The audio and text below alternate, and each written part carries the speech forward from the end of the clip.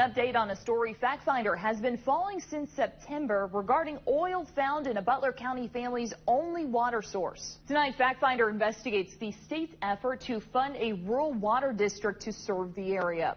Factfinder reporter Brandon Stitt talked with the family and shares an update on how they're doing.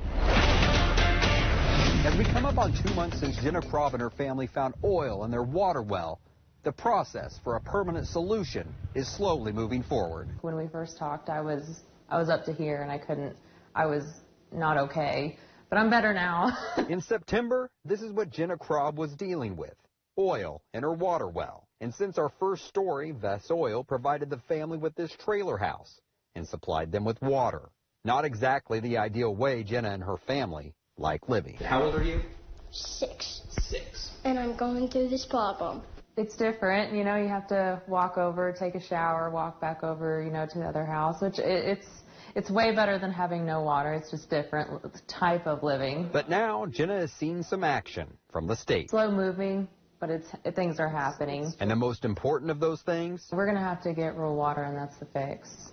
That's it. Now KDHE and the Rural Water District are working to make that fix happen. They have to go up the chain, or something has to be approved, you know, with the state. I think there's levels of approval that's just going to take time.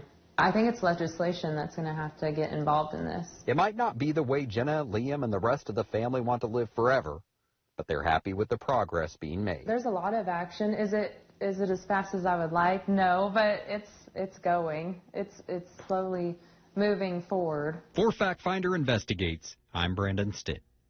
The Rural Water District has submitted an estimate to the KDHE for what it would cost to provide the family with water, but because of what they call a statutory authority, that approval must now go to the legislature. The goal was to get them completely off the market, which we did from a retail standpoint. However, as I understand, they're available on the internet somewhere, coming in from other places. Dangerous products from faulty bike helmets to hazardous pool drain covers are banned by the government. But our national investigative team has found those things still for sale online. That's next on Factfinder Investigates.